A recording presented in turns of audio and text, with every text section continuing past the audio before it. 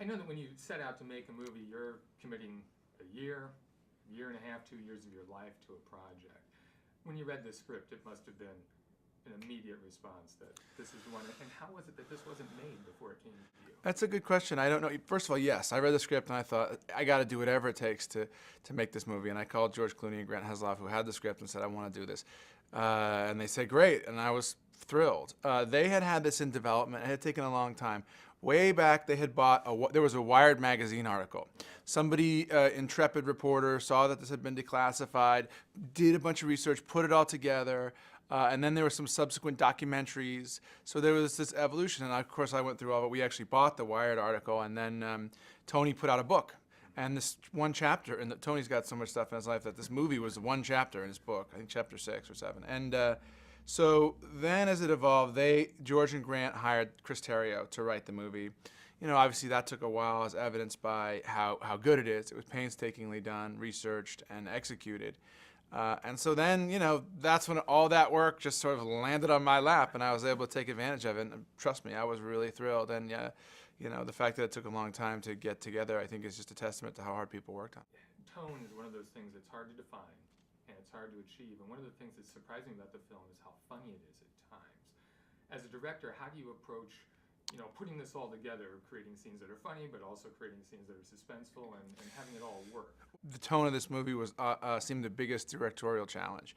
You had the serious CIA, you had this sort of thriller in Iran, and you have this comedy in Hollywood. And the idea that tying them together was critical. Otherwise, it would just seem like a short film festival. You know, you completely unrelated stories. And I tried to.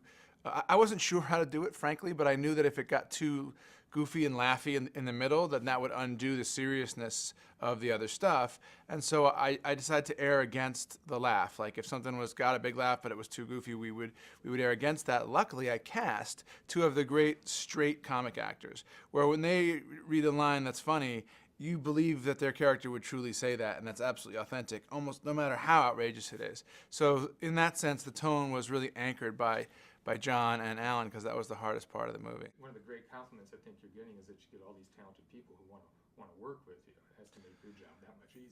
It's the highest compliment you can get as a director, is to attract talented people, both behind the camera and in front.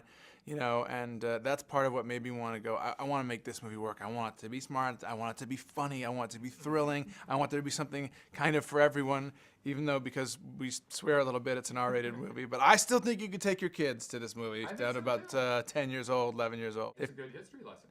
It sure is. It's a good history lesson, and it gives you a sense of, just even the first 2 minutes is a lot more about this part of the world than we tend to get in schools. I'm sure you talked to Tony Mendez.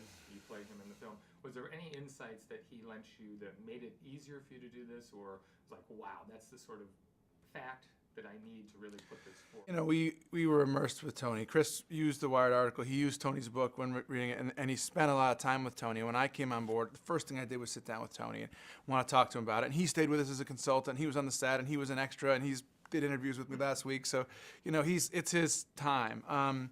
What I learned from talking to him was just the sacrifice that our clandestine service folks make, our foreign service folks make, the people that serve the United States overseas at the expense oftentimes of their marriage, of their relationship with their kids, of their mortgages, you know, are pretty impressive folks, and they do so without ever getting a chance to be publicly thanked. So in some ways, this movie is a dedication to them.